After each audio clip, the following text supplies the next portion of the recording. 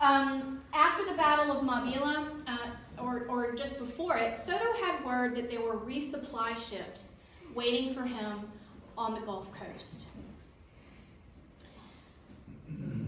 So he had a decision to make. Do we turn south and meet the resupply ships? And after a battle, you'd think that was the obvious choice. Or do you keep going? He kept the supply ship news quiet because he knew that if he went south and met those ships, he was never getting this army back on the road again.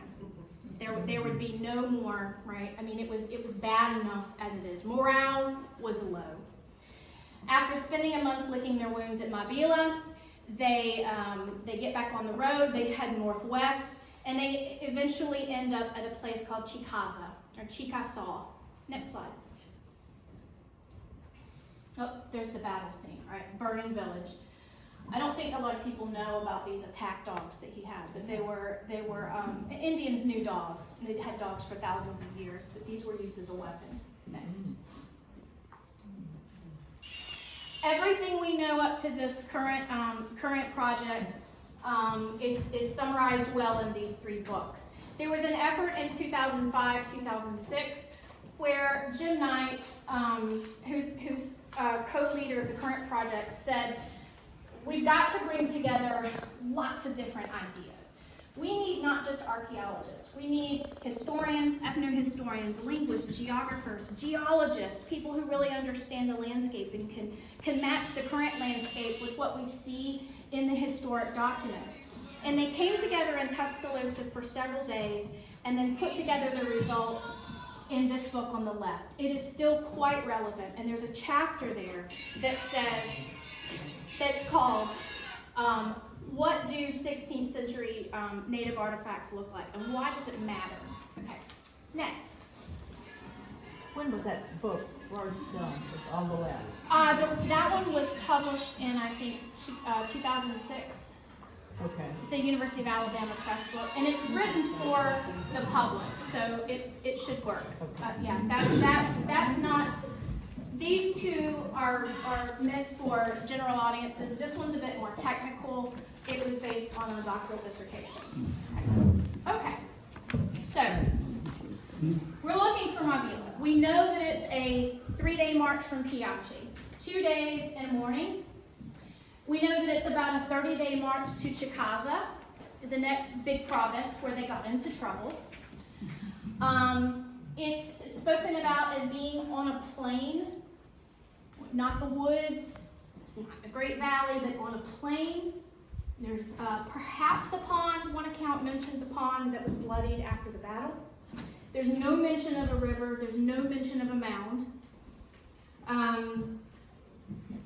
Because the town burned, and it burned all at once, these wattle and daub structures that Indians were living in are these basically stick with compacted mud. When that burns, the mud turns to ceramic, right? It becomes like brick. And it lasts for a long time.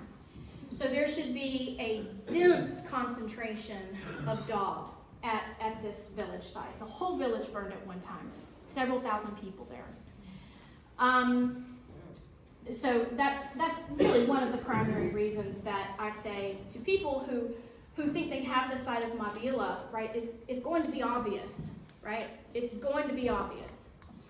16th century Spanish artifacts, undoubtedly, including objects of war, things like crossbow bolts or the tips to crossbows, which were a major weapon, although they did have some black powder guns.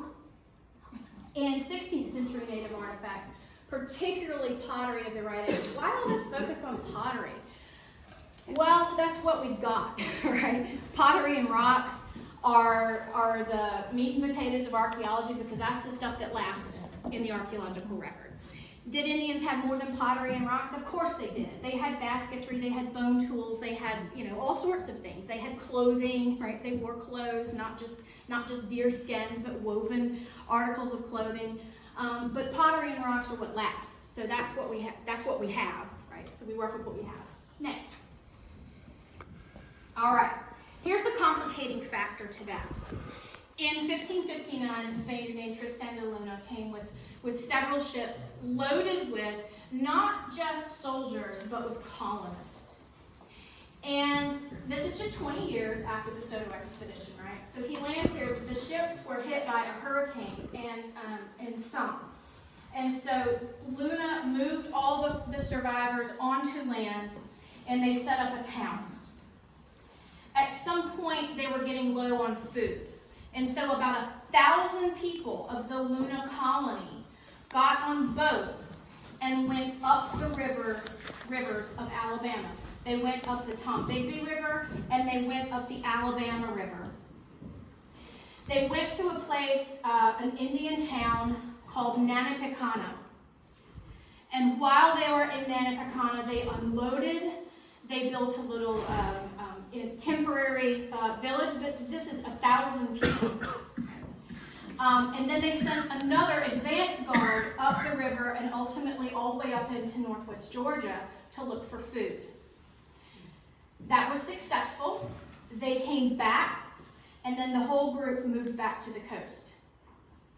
That's just 20 years between Soto's entrada through the southeast and Luna's expedition, right?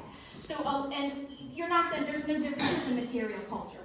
There might be some difference in, the types of things they had, but not really in the manufacture.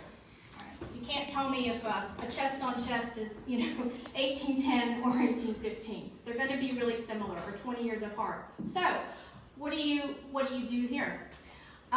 There have been people who've said, you haven't found anything that you can definitively say is Soto, it's all Luna. Well, the first thing I would say is, wow, really? That's cool. I mean, that'd be great, right? We have 16th century Spanish artifacts. It dates to the Luna expedition. That's pretty darn cool. So keep that in the back of your mind, right? Okay, next. About 5 years ago, a team of archaeologists from the University of South Carolina, University of Florida, and Mississippi State undertook some excavations in the Starkville, Mississippi area. And they were looking at native settlements. Again, they were there to look for Indian pottery of the right age, 16th century settlements, the ancestors of the Chickasaw. They were even working with the Chickasaw on this project. And what they began to find were dozens and dozens of pieces of 16th century Spanish iron. Next slide. Like this. They also began finding a really interesting pattern of settlement in this area. They weren't finding these big, large mound centers. They were finding little farmsteads. Each one of the little dots on this map near Starkville, present-day Starkville, Mississippi, is a little farmstead. Right? Very much like you might see rural settlements today. Right? Like you come to a crossroads, it says Hugo. Where's Hugo? Well, it's a farming community, right? And perhaps there was a post office there. These were corn farmers living in a settlement pattern sort of like we see in the 19th century and early 20th century. Scattered farmhouses. This is Chickasaw. This is extremely significant in our hunt for Maubila because now we have another dot on the map. We know that Soto marched 30 days from Maubila to Chickasaw. Now, I know that there is a hypothesis that Maubila is in the forks of the Alabama-Tombigbee River. That hypothesis comes from the fact that Spanish artifacts were found in a small mound in that region. Those artifacts could be Soto or they could be Luna. Based simply on geographic proximity, perhaps they're Luna. There's none of the other evidence in that area. And if you just look at the distance that an army of 600 with slaves on foot, chained at the neck, would have had to move, it's impossible. It's an impossibly long distance to get from the forks of the Alabama-Tombigbee River up to Starkville, Mississippi in 30 days. Okay,